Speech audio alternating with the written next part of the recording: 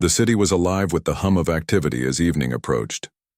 Cars honked impatiently in traffic, street vendors called out to passers-by, and the golden rays of the setting sun painted everything in warm hues. Chief Justice Samuel Grayson stepped out of his office building, clutching his briefcase tightly. He had spent the entire day presiding over a high-profile case that demanded every ounce of his focus. Now, all he wanted was to get home and unwind. His car was parked a few blocks away in an unfamiliar neighborhood, somewhere quieter than the bustling downtown area where his office was located. As he walked briskly through the streets, the sounds of the city began to fade, replaced by the distant chirping of crickets and the occasional rumble of a passing vehicle. Samuel wasn't one to feel uneasy often. At 54 years old, he had earned respect not just as a judge but also as a man of principle. Known for his unwavering commitment to fairness and justice, he carried himself with dignity wherever he went. But tonight, something felt off.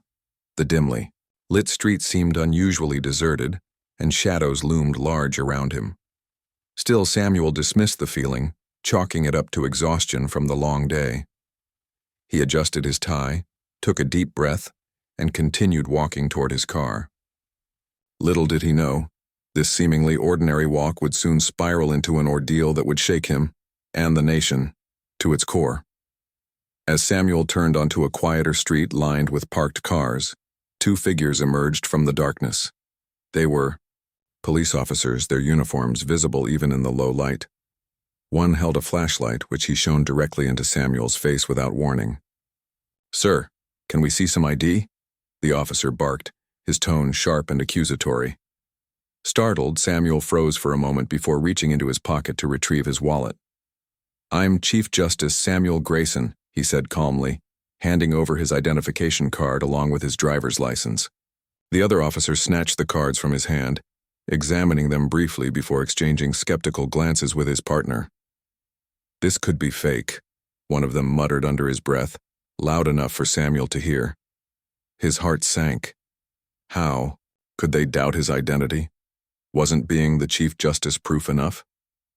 Samuel tried to explain further, speaking slowly and clearly so there would be no misunderstanding. "I work at the Supreme Court building downtown.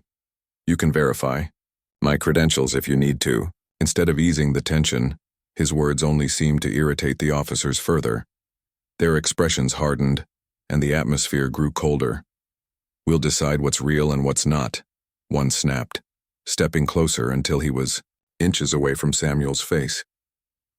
For the first time in years, Samuel felt powerless, like a small fish caught in a vast net. Things escalated quickly after that.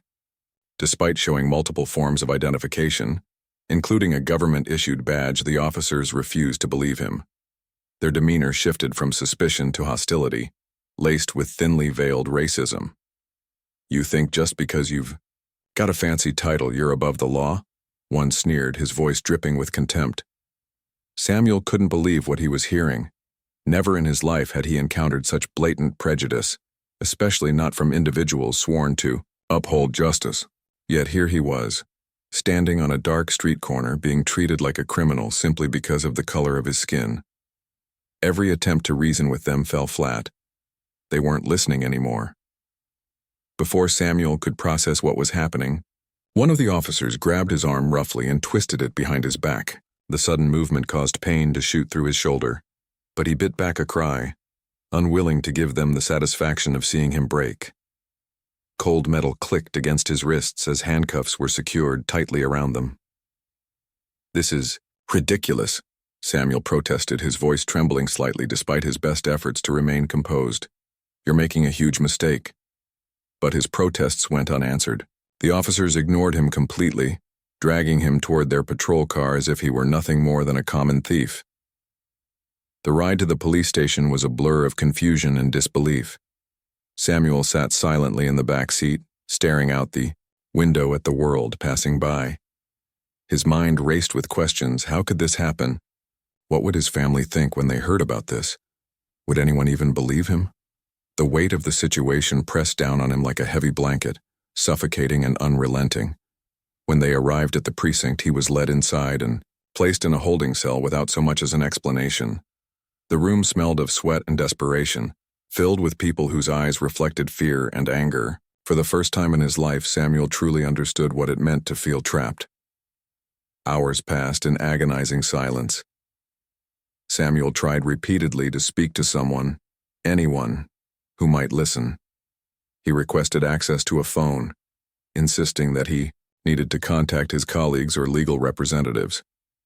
Each request was met with indifference or outright refusal. It was as though his status as Chief Justice meant nothing here, reduced to mere words on paper that held no power in this grim environment. The officers patrolling the halls barely glanced in his direction, treating him like any other prisoner. Exhaustion began to set in, both physically and emotionally, but sleep eluded him. Every time he closed his eyes, he replayed the events of the night in his mind, searching for answers that never came. By the time dawn broke, news of Samuel's arrest had spread like wildfire. Someone at the precinct leaked the story to reporters, sparking outrage across social media platforms. Phones buzzed incessantly with updates about the shocking incident involving the esteemed Chief Justice. Outside the station, crowds gathered, holding signs demanding accountability and reform. Inside, however, Samuel remained unaware of the chaos unfolding beyond the walls. When higher authorities finally intervened and ordered his release, he emerged looking disheveled and defeated.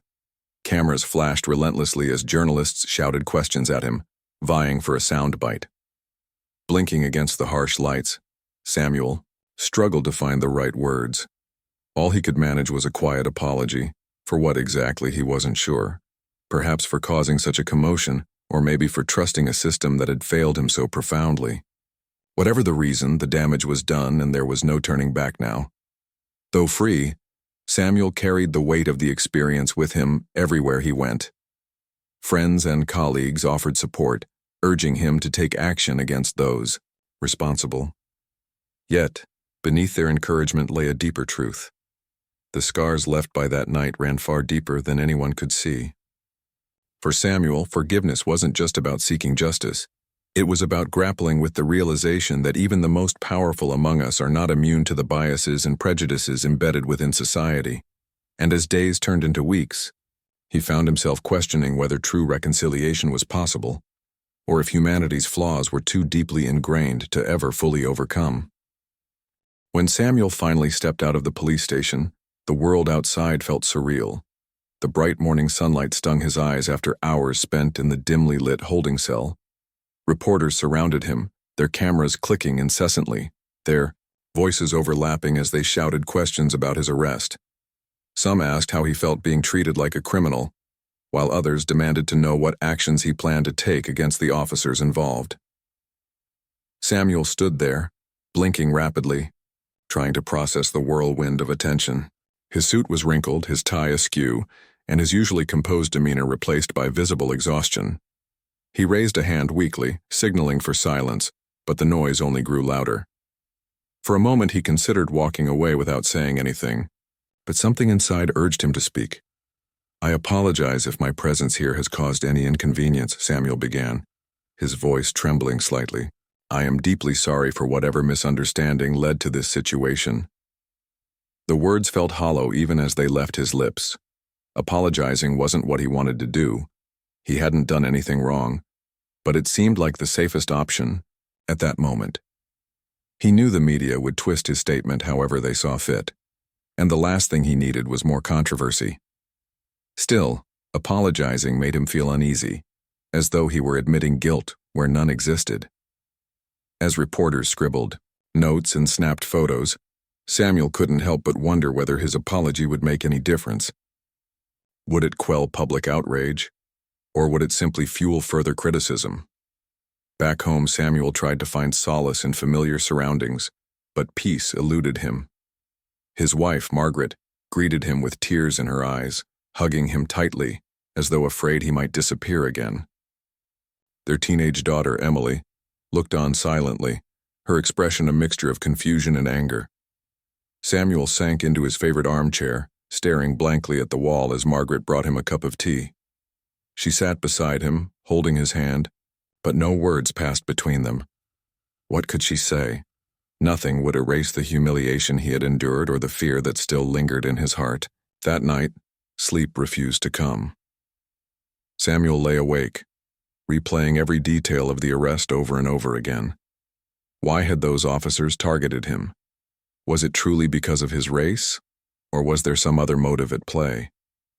These questions haunted him, gnawing at his resolve. The next morning, the story dominated headlines nationwide. Newspapers plastered Samuel's photo across front pages, accompanied by bold titles questioning the integrity of law enforcement. Social media platforms buzzed with debates, opinions divided sharply. Some praised Samuel for maintaining composure despite the injustice, calling him a symbol of resilience. Others criticized him for apologizing, arguing that doing so undermined the severity of the incident. Amidst the chaos, protests erupted in major cities, with thousands taking to the streets to demand accountability and reform. Protesters carried signs reading "Justice for All" and "End Police Brutality," their chants echoing through neighborhoods. Samuel watched the news coverage from his living room, feeling torn. On one hand, he appreciated the support.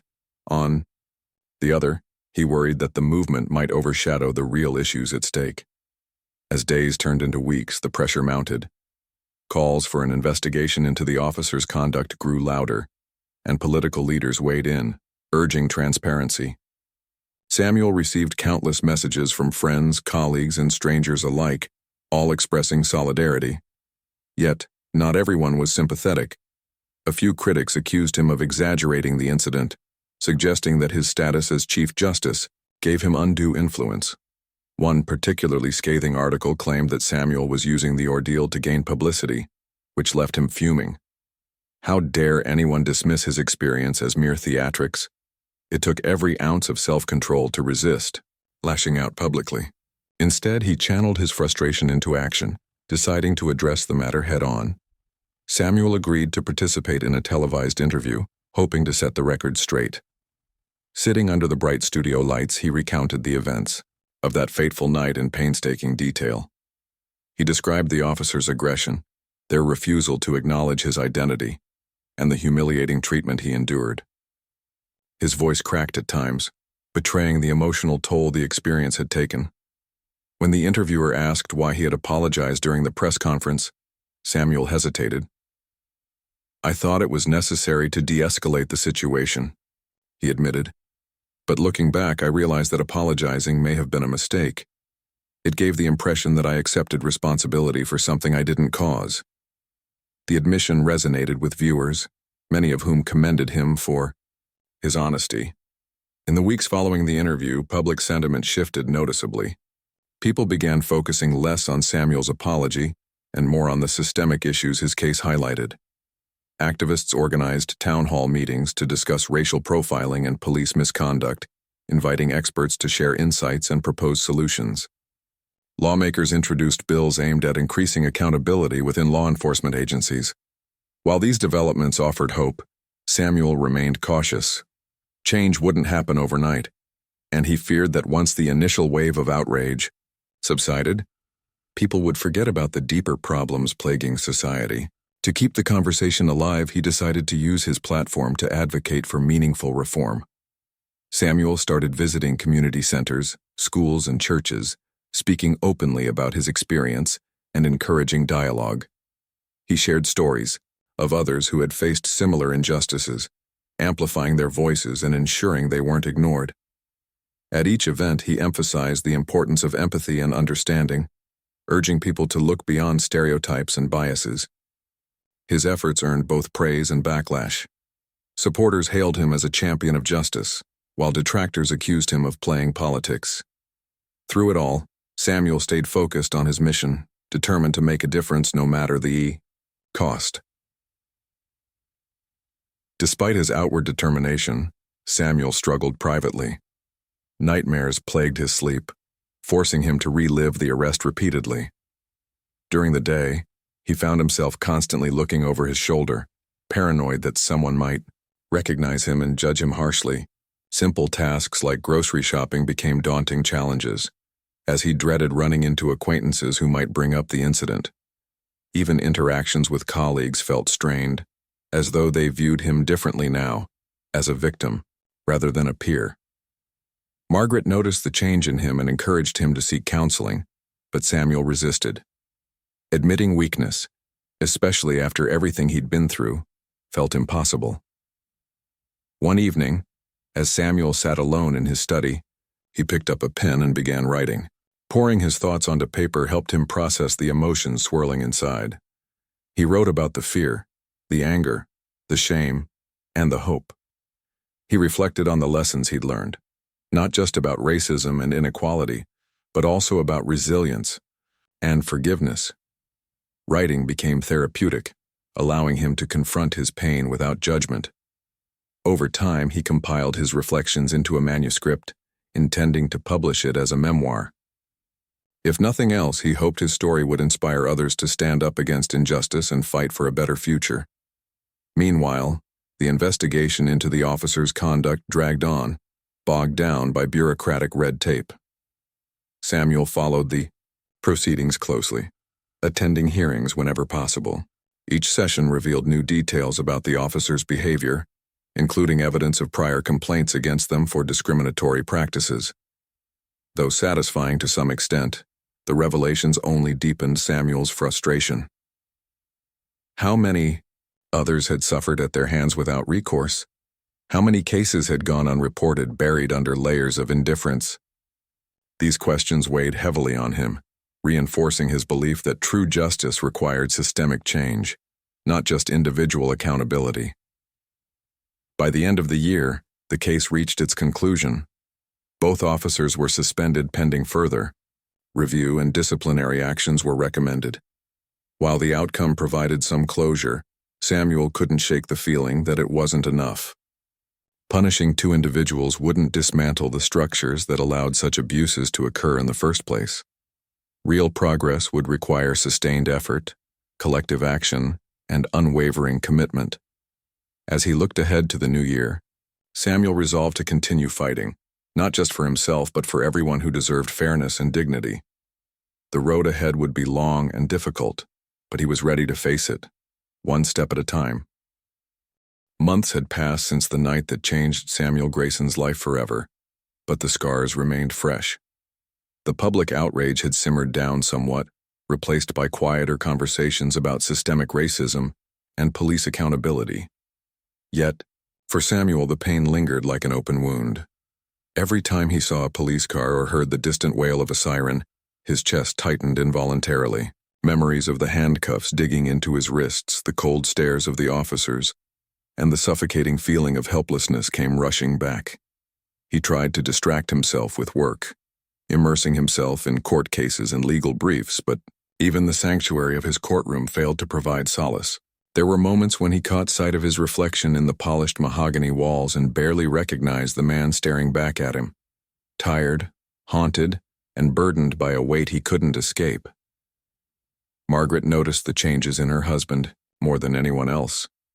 The once confident Chief Justice who commanded respect with every word now seemed hesitant, almost fragile. She often found him sitting quietly in their garden late at night, staring at the stars as though searching for answers in the vast expanse above. When she approached him one evening, wrapping a blanket around his shoulders, he finally broke down. Tears streamed down his face as he confessed his fears, not just for himself but for their daughter Emily, and the kind of world she would grow up in. "What if this happens to her someday?" he asked, his voice cracking. Margaret didn't have an answer. All she could do was hold him close, offering what little comfort she could in the face of such overwhelming despair. Emily, too, was affected by the ordeal, though in ways Samuel hadn't anticipated. At school, classmates whispered behind her back, some mocking her father's arrest while others offered sympathy. Teachers tiptoed around the topic, unsure how to address it without crossing boundaries. One day, Emily came home visibly upset after a group of boys teased her, calling her father a fake judge and accusing him of lying about his title. Samuel listened silently as she recounted the incident, anger boiling inside him. But instead of lashing out, he knelt beside her and held her hands firmly. "You are stronger than they think," he told her gently, "and so am I." We will not let them define us. Though his words reassured her momentarily, they also reminded him of the responsibility he bore, not just to protect his family, but to ensure that no child should ever feel ashamed because of their parents' race or identity. Determined to channel his frustration into something productive, Samuel threw himself into advocacy work. He partnered with civil rights organizations, attended rallies, and spoke at conferences about the urgent need for reform. His speeches resonated deeply with audiences, particularly when he shared personal stories of injustice. People listened intently, nodding in agreement as he described the fear of being profiled, the humiliation of being treated like a criminal, and the long-lasting impact of discrimination. Yet, despite the applause and standing ovations, Samuel couldn't shake the feeling that his efforts weren't enough. Change required more than speeches. It demanded action, consistency, and sacrifice. And though he was willing to give everything he had, he wondered whether society was ready to meet him halfway. One afternoon, while preparing for a panel discussion on racial bias in law enforcement, Samuel received an unexpected visitor. It was Marcus Hill, a retired detective who had served in the same precinct where Samuel was arrested. Marcus introduced himself nervously, explaining that he had read about the case and felt compelled to reach out. Over coffee, Marcus revealed that he had witnessed similar incidents during his decades-long career, instances where officers abused their power, targeting individuals based on race or socioeconomic status. What made matters worse, he said, was the culture of silence within the force. Officers feared retaliation if they spoke out, leaving victims with little recourse. As Marcus spoke, Samuel realized that the problem ran far deeper than he had imagined. This wasn't just about rogue cops. It was about a system designed to shield wrongdoing rather than expose it. The conversation with Marcus stayed with Samuel long after they parted ways. It reinforced his belief that reform needed to start from within. Inspired by Marcus's courage, Samuel began reaching out to former law enforcement officials, academics, and community leaders to form a coalition dedicated to addressing systemic issues. Together, they drafted proposals for policy changes, including mandatory implicit bias training, independent oversight boards, and stricter consequences for misconduct. Progress was slow, hindered by resistance from powerful figures unwilling to relinquish control. But Samuel refused to give up. Each setback only fueled his determination to push harder, knowing that the stakes were too high to abandon the fight. Amidst the chaos, Samuel struggled to maintain a semblance of normalcy. Work piled up on his desk, deadlines loomed, and responsibilities mounted. Yet, whenever he sat down to focus, his mind wandered back to the events of that fateful night. He found himself questioning decisions he had made. Should he have fought back more aggressively? Should he have refused to apologize?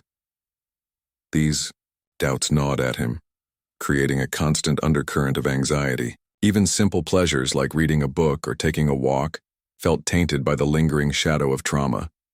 Margaret urged him to take a break, reminding him that healing took time.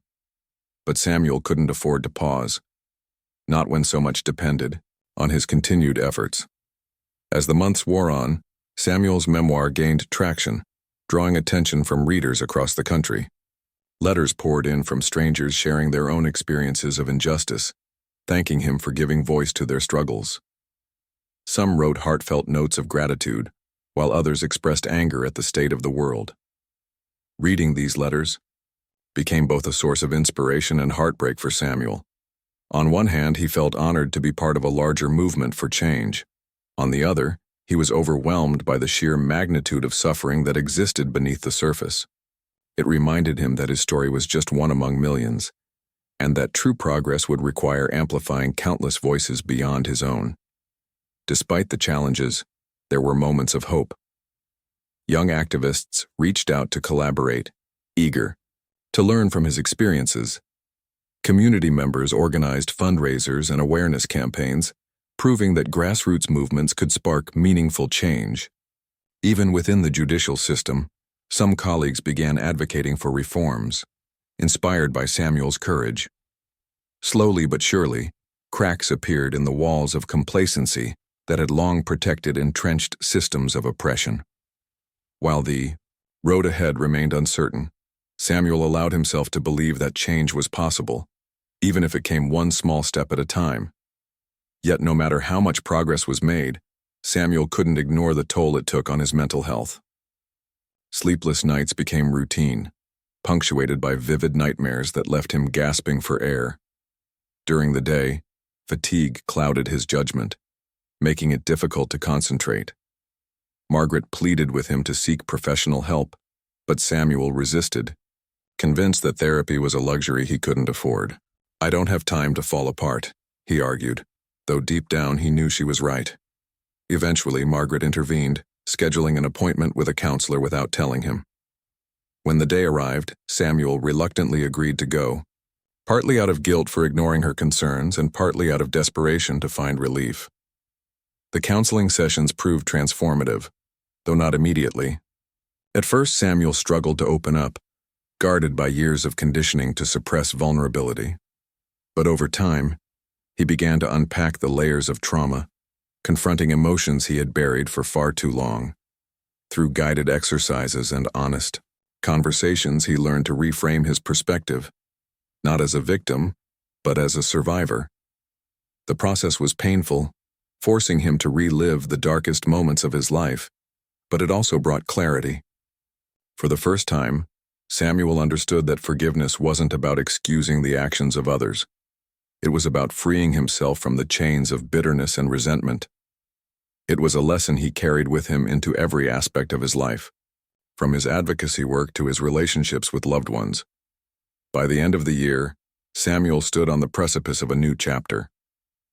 The coalition he helped build had gained momentum, garnering support from influential figures and institutions. Policy changes were underway, albeit slowly, signaling a shift toward greater accountability. Meanwhile, his memoir had become a bestseller, sparking nationwide discussions about race, privilege, and justice. Despite these achievements, Samuel remained grounded, aware that the journey was far from over. True equality wouldn't come overnight, nor would it arrive without sacrifice. But as he looked around at the growing movement he had helped ignite, he felt a glimmer of optimism, a belief that humanity's flaws, though profound, were not insurmountable. With renewed resolve, Samuel prepared to face whatever challenges lay ahead, knowing that the fight for justice was worth every ounce of effort. As the new year began, Samuel Grayson found himself standing at a crossroads. The momentum of his advocacy work had grown significantly, but so had the weight of expectations placed upon him. People looked to him not just as a victim of injustice, but as a leader in the fight for reform. While this role brought a sense of purpose, it also carried immense pressure. Every speech he gave, every interview he conducted, and every meeting he attended felt like another step toward either redemption or failure. He knew that one misstep could undermine everything he had worked for, yet the fear of making mistakes didn't stop him from moving forward. If anything, it drove him to be more cautious, more deliberate in his actions. One morning, Samuel received an invitation to speak at a prestigious international human rights conference. It was an opportunity he couldn't pass up, a chance to share his story on a global stage and draw attention to the systemic issues plaguing law enforcement worldwide. As he prepared his remarks, he reflected on how far he had come since that fateful night. What started as a deeply personal trauma had transformed into a broader mission, one that resonated with countless others who had faced similar injustices. Yet, despite the progress, Samuel couldn't help but wonder whether his message would truly make a difference. Would world leaders listen? Or would they simply nod politely before returning to business as usual? The conference took place in a grand auditorium filled with delegates, activists, and journalists from around the globe. When Samuel stepped onto the stage, the room fell silent, all eyes fixed on him. For a moment, he hesitated, overwhelmed by the magnitude of the moment. Then, taking a deep breath, he began to speak. His voice trembled at first, but as he recounted the events of his arrest and their aftermath, it grew steadier. He spoke of the fear, the humiliation, and the anger, but also of the hope that emerged from collective action. "Justice is not just about punishing wrongdoers," he said, his words echoing through the hall. "It's about creating systems that prevent harm in the first place.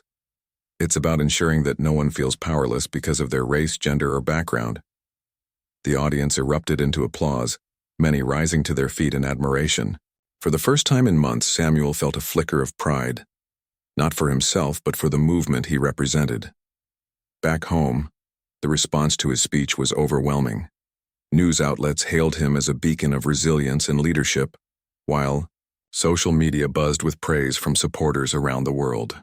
Even critics who had once dismissed his efforts seemed to soften their stance, acknowledging the impact of his advocacy. Yet, amidst the accolades, Samuel remained acutely aware of the challenges ahead. Applause and recognition wouldn't dismantle oppressive systems. Only sustained effort and collaboration could achieve that. Determined to build on the momentum, he redoubled his commitment to the coalition he had helped form.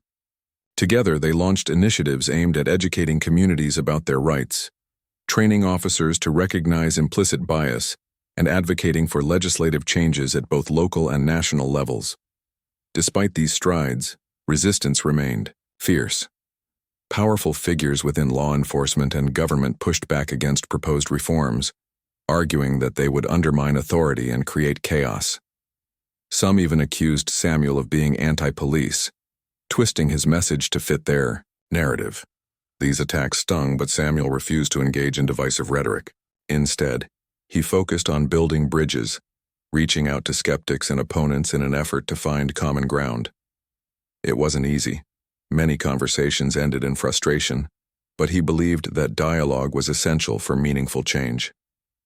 Slowly, he began to see cracks in the walls of opposition, small signs that some were willing to reconsider their positions. At the same time, Samuel grappled with the toll his activism was taking on his family. Margaret and Emily supported him wholeheartedly, but the constant spotlight strained their relationships. Dinner conversations often revolved around his latest projects or upcoming events, leaving little room for lighthearted moments. Emily, now navigating her teenage years, sometimes resented the attention her father's case brought to their lives. "Why does everyone have to know our business?" she asked one evening, tears welling in her eyes. Samuel felt a pang of guilt. He hadn't asked for any of this, yet his choices inevitably affected those closest to him. That night, he promised to strike a better balance, to ensure that his fight for justice didn't overshadow the joy and love they shared as a family. In an effort to reconnect, Samuel decided to take a short break from his advocacy work. He booked a weekend getaway for the three of them, a quiet cabin nestled in the mountains where they could escape the noise of the city. The trip proved therapeutic, offering much-needed space to breathe and reflect. They hiked together, cooked meals over a crackling fire, and played board games late into the night. For the first time in months, Samuel laughed freely, savoring the simple pleasures of being present with his loved ones. Though the issues awaiting him back home hadn't disappeared, he returned to the city feeling recharged and ready to face whatever lay ahead. Upon his return, Samuel dove back into his work with renewed vigor. One of his top priorities was addressing the lack of accountability within police departments. Working closely with legal experts, he drafted legislation proposing independent oversight boards tasked with investigating complaints of misconduct. The bill faced stiff opposition, with critics claiming it would erode trust between officers and the communities they served. Undeterred, Samuel organized town halls and public forums to explain the importance of transparency and accountability. He invited victims of police brutality to share their stories, giving lawmakers a first-hand look at the human cost of inaction. Their testimonies were powerful, leaving many attendees visibly moved and prompting some legislators to reconsider their stance. As the debate over the bill intensified, Samuel found himself thrust into the political arena. Lobbyists, policymakers, and interest groups vied for his attention, each trying to sway him to their side. Navigating this complex landscape tested his resolve, forcing him to weigh competing interests while staying true to his principles. There were days when compromise seemed impossible, when the chasm between opposing viewpoints appeared insurmountable. But Samuel persevered, reminding himself why he had embarked on this journey in the first place. He thought of the young boy who had written to him, describing how his father had been wrongfully arrested and beaten by officers. He thought of the elderly woman whose son had died in police custody without explanation. These faces haunted him, fueling his determination to push forward. Eventually, after months of negotiation and relentless advocacy, the bill passed, a landmark victory for Samuel and his allies. Celebrations erupted across the country, with activists hailing the decision as a turning point in the fight for justice. Samuel, however, remained humble. In interviews, he emphasized that the work was far from over. Passing laws was one thing, enforcing them was another. To ensure compliance, he advocated for ongoing monitoring and evaluation, urging citizens to hold authorities accountable. "This is just the beginning," he told reporters during a press conference. "We must remain vigilant, demanding transparency and fairness at every level." Behind the scenes, Samuel continued to wrestle with doubts and insecurities. Despite his outward success, he often questioned whether he was doing enough. Was he focusing on the right issues? Were his efforts reaching those who needed them most? These thoughts plagued him during quiet moments, especially late at night when sleep eluded him. Yet whenever he felt overwhelmed, he reminded himself of the people counting on him, the ones who saw him not just as a symbol, but as a lifeline. Their faith kept him grounded, pushing him to keep fighting even when the odds seemed stacked against him. As spring approached, Samuel noticed subtle shifts in public sentiment.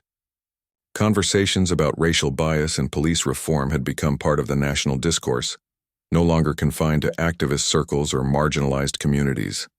Schools incorporated discussions of systemic racism into their curricula, while corporations pledged to address diversity and inclusion within their ranks. Even popular culture began reflecting these themes, with movies, books, and music exploring the complexities of identity and inequality. Samuel took pride in knowing that his efforts, along with those of countless others, had contributed to this cultural awakening. Still, he understood that awareness alone wasn't enough. It had to translate into tangible change.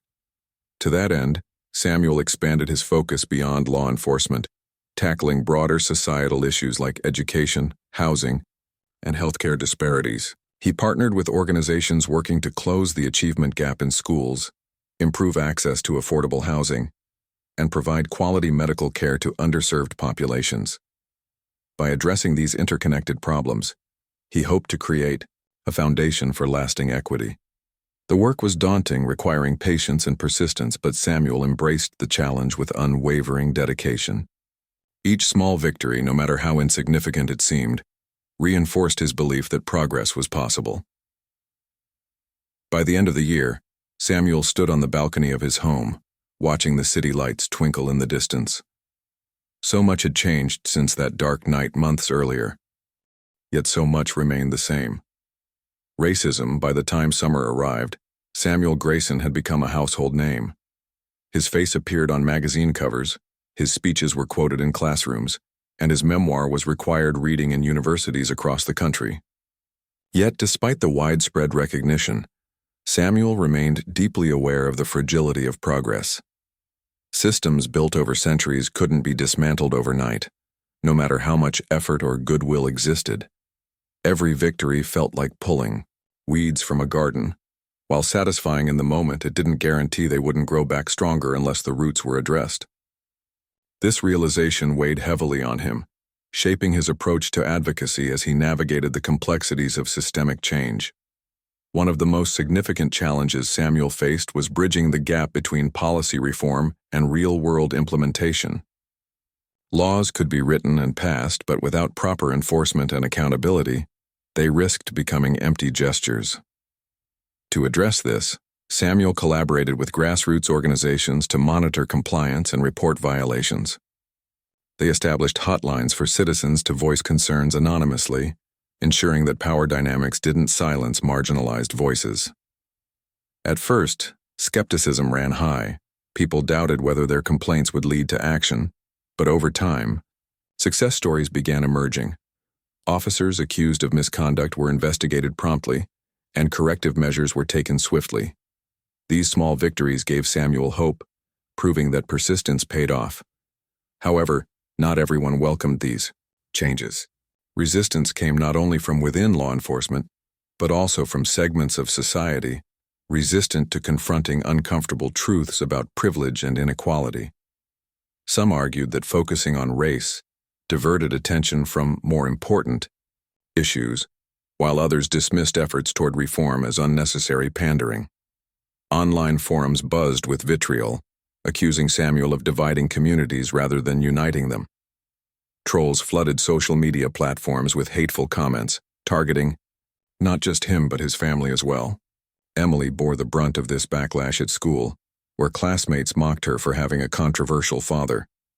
Margaret tried to shield her husband from the negativity, deleting hurtful messages before he could see them, but some still slipped through. Each insult cut deep, reminding Samuel that hatred often found fertile ground even in times of progress. Despite the hostility, Samuel refused to let critics deter him. He leaned on his support network, friends, colleagues, and fellow activists who understood the stakes and shared his vision for a fairer society. Their encouragement fortified him during moments of doubt, reminding him that he wasn't alone in this fight. One particularly meaningful source of strength came from unexpected allies, retired officers who reached out to express regret for past failures and offer assistance. Among them was Marcus Hill, whose initial visit months earlier had sparked a partnership aimed at transforming police culture from within. Together, they developed training programs designed to foster empathy and accountability among cadets entering the force. Though progress was slow, early feedback suggested promise, a glimmer of light amid persistent darkness. As autumn approached, Samuel turned his attention to another pressing issue: education. Growing up, he had witnessed firsthand how disparities in schooling perpetuated cycles of poverty and marginalization. Children in underserved neighborhoods attended underfunded schools with outdated resources, overcrowded classrooms, and limited access to extracurricular activities. By contrast, wealthier districts boasted state-of-the-art facilities and ample opportunities for growth. Determined to level the playing field, Samuel partnered with educators, parents, and policymakers to advocate for equitable funding models. He spoke passionately about the importance of investing in future generations, emphasizing that true justice required addressing root causes rather than merely treating symptoms. His efforts caught the attention of influential philanthropists, willing to fund initiatives aimed at closing the achievement gap. Grants poured in, enabling schools in low-income areas to hire additional teachers, upgrade technology, and introduce enrichment programs. For Samuel, seeing students thrive brought immense satisfaction. During visits to classrooms, he marveled at their curiosity and resilience, traits too often stifled by circumstance. When asked what inspired him to push for change, he replied, simply, "Every child deserves a chance to dream without limits." The response resonated deeply, inspiring others to join the cause.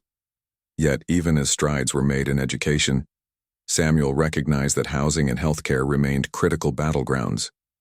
Families struggling to afford rent or secure stable living conditions couldn't fully benefit from improved schools.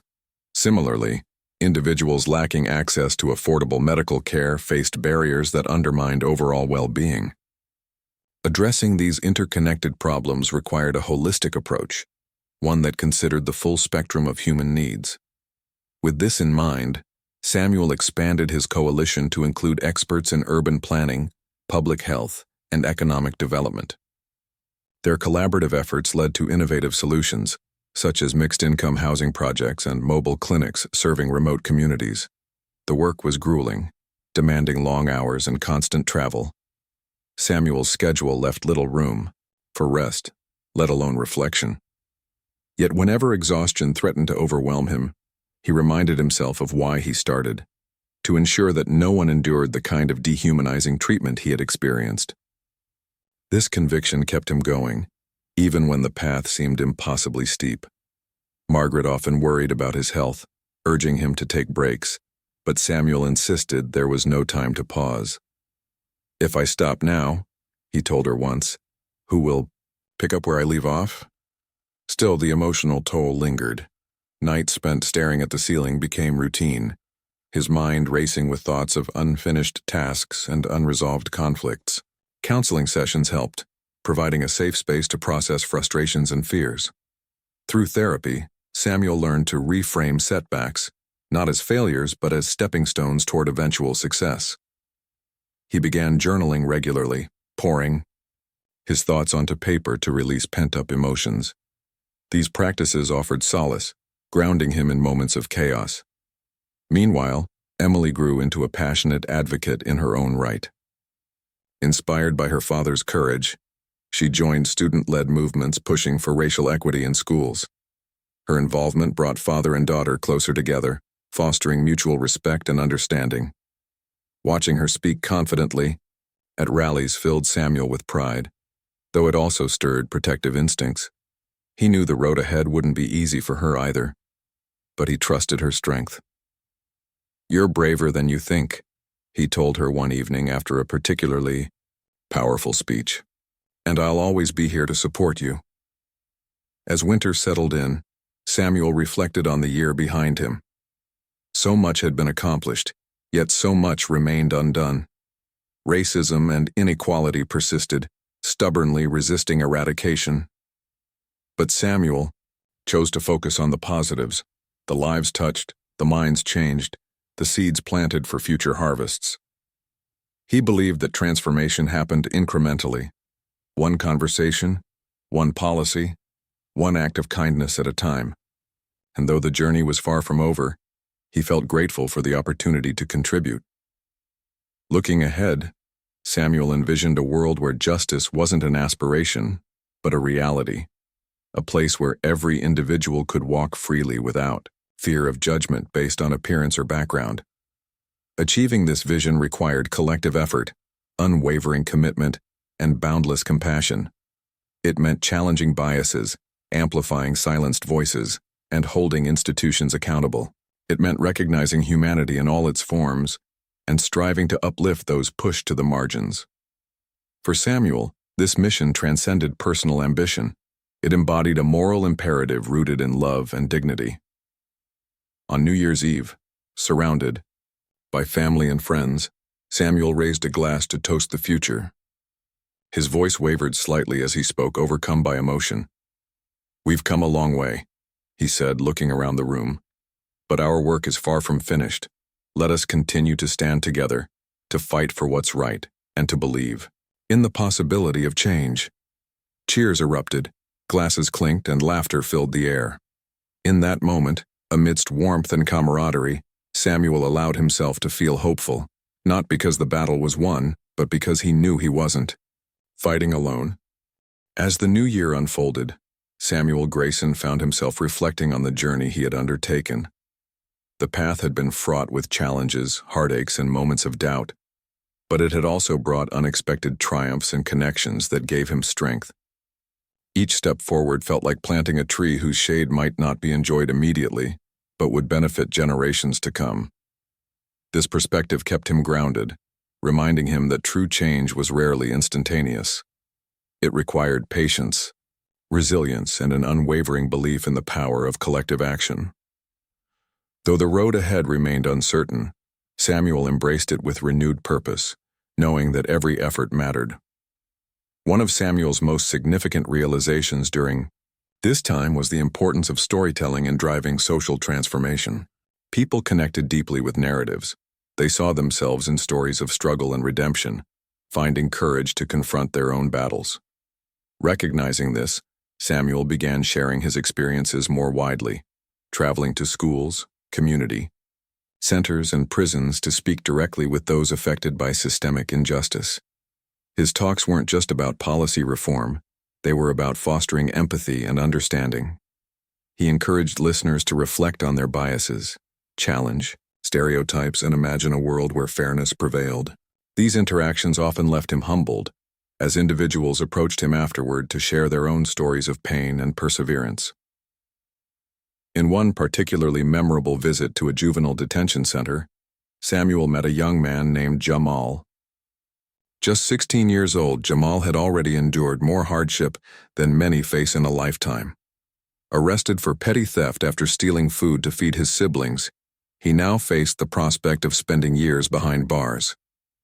As Samuel listened to Jamal's story, he couldn't help but see parallels with his own arrest. The same sense of helplessness, the same lack of opportunity, the same desperate need for compassion. Moved by what he heard, Samuel vowed to advocate for alternatives to incarceration, emphasizing rehabilitation over punishment. "We can't give up on our youth," he told the warden later. "They deserve second chances, not lifelong sentences." Jamal's case became a rallying point for Samuel's advocacy work, drawing attention to the flaws in the juvenile justice system.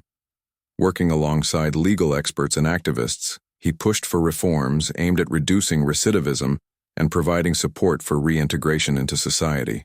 Programs offering mentorship, job training, and mental health counseling gained traction, funded by grants secured through relentless lobbying. Success stories began emerging, young offenders who turned their lives around thanks to these interventions. For Samuel, seeing such transformations reaffirmed his faith in humanity's capacity for growth and redemption. It reminded him that even in the darkest corners, light could shine if nurtured properly. Despite these victories, Samuel remained acutely aware of the resistance he faced. Critics continued to attack his efforts, accusing him of undermining law and order or promoting leniency toward criminals. Some even suggested that his focus on marginalized communities ignored the rights of others, framing his advocacy as divisive rather than inclusive.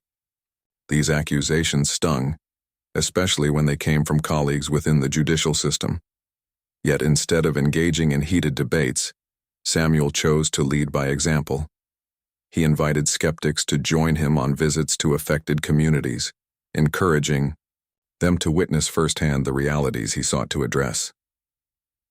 While not everyone changed their minds, some walked away with a deeper appreciation for the complexity of the issues at hand. At home, Samuel worked hard to maintain balance. The demands of his advocacy often pulled him away from family, leaving Margaret and Emily feeling neglected at times. To bridge the gap, he made a conscious effort to carve out quality time, whether it was cooking dinner together, watching movies, or simply sitting quietly in each other's company. These moments helped repair frayed bonds, reminding him of the love and stability that sustained him through turbulent times. Emily, now older and more independent, expressed pride in her father's work, though she still grappled with the pressures of living in his shadow. "It's hard sometimes," she admitted one evening, "but I know you're doing something important."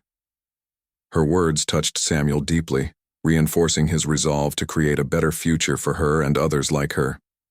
Meanwhile, Samuel continued, expanding his coalition, bringing together diverse voices united by a shared vision of justice.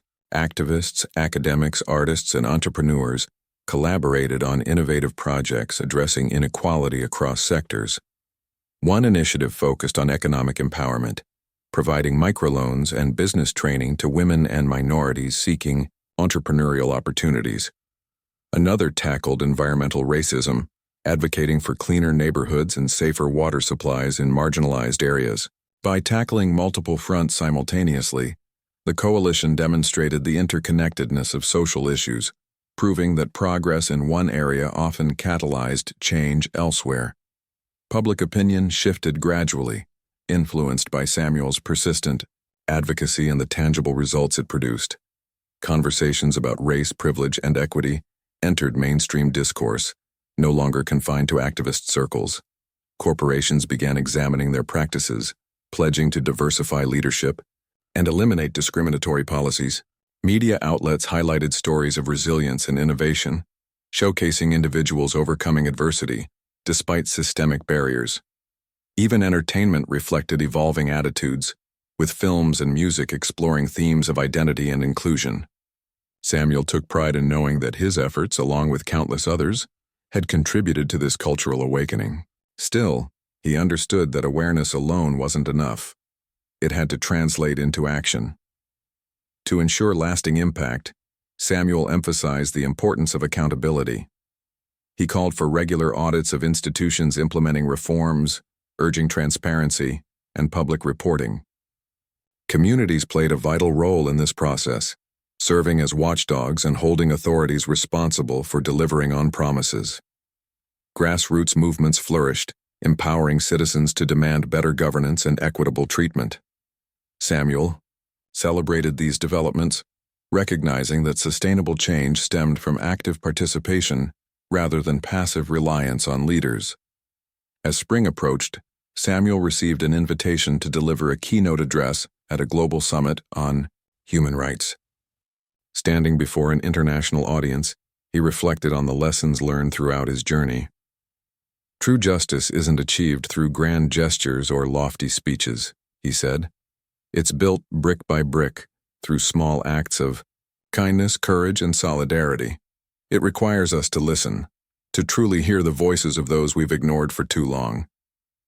His words resonated deeply, earning standing ovations and sparking dialogues that continued long after the event ended. Back home, Samuel faced another hurdle: burnout. Years of relentless advocacy had taken a toll, leaving him physically and emotionally drained.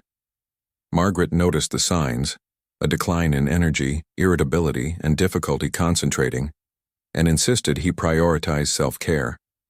Reluctantly, Samuel agreed to take a sabbatical, retreating to a quiet cabin by the lake to recharge. During this period of solitude, he rediscovered hobbies abandoned in the chaos of activism: painting, reading, and fishing.